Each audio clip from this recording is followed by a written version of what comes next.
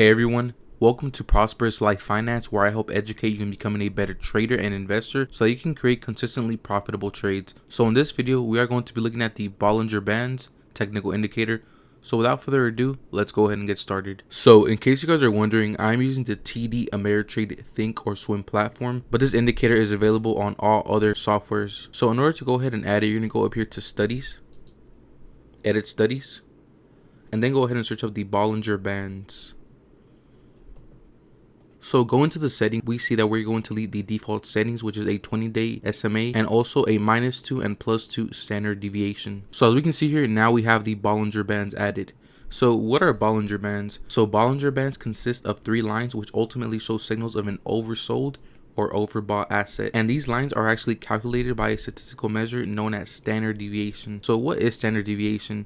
To keep it short and simple, standard deviation is a very common measure of volatility. Therefore, the bands either contract, as we can see here, or expand depending on the level of volatility. So the greater the volatility, the wider that the bands will expand, and the opposite holds true as well, which means that the smaller the volatility, the more the bands will contract, which means that they will become tighter and closer together. So now let's analyze this. As we can see, we have 3 lines here. Now that you guys already know about standard deviation and how Bollinger Bands are used, let's go ahead and break down the technical indicator. There is the upper band, the middle band, which is a simple moving average, and a lower band. So since we are using the most common default settings on this indicator, the upper and lower bands are going to be 2 standard deviations away from the 20-period SMA line, which is this simple moving average right here in the blue.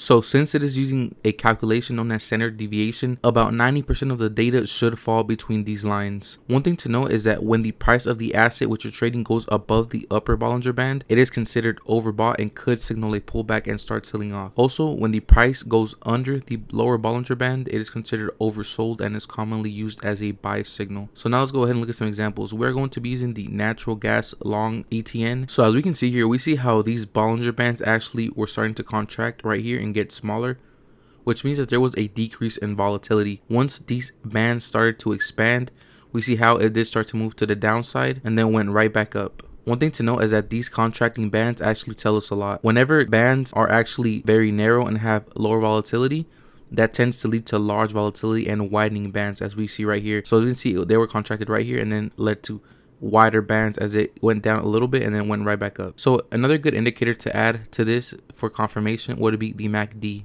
So once we have the MACD added, which I have a whole video on, and once it did become lower, we do see that it shot right back up, which could have led us to some nice healthy profits right after. So as we can see here with Amazon, we see how these bands were starting to contract.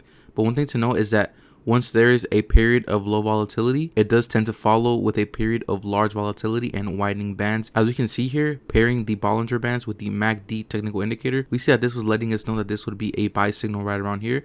And once these bands started to widen, we knew that volatility was going to pick up. We can see that the MACD was indicating us a buy signal, and if we did listen to that, we could see that this would give us a very nice range of profits right about here. And we can see when there is a level of high volatility, how these Bollinger Bands actually widen very, very much, as we can see here. So the thing to know about these Bollinger Bands is that they tend to keep 90% of the data within these 2 bands, which means that if some of the data points are actually outside of the bands, they are indicating some very major signals. So as we can see here, looking at another stock, which is going to be Delta Airlines, we see how these Bollinger Bands were letting us know that there was a period of low volatility. And once again, low volatility tends to give us a period of large volatility and widening bands. While we do not know the direction in which the stock is going to go right after, we can get an idea with other indicators such as the MACD. And as we can see, the MACD was actually telling us that this was an oversold stock, which could signal an entry point. And once again, we see how once these bands started to actually expand, we see how this stock just shot right back up and was actually signaling us to buy it right around here, which could have given us some very nice potential profits as well. So you can see how powerful these Bollinger Bands are,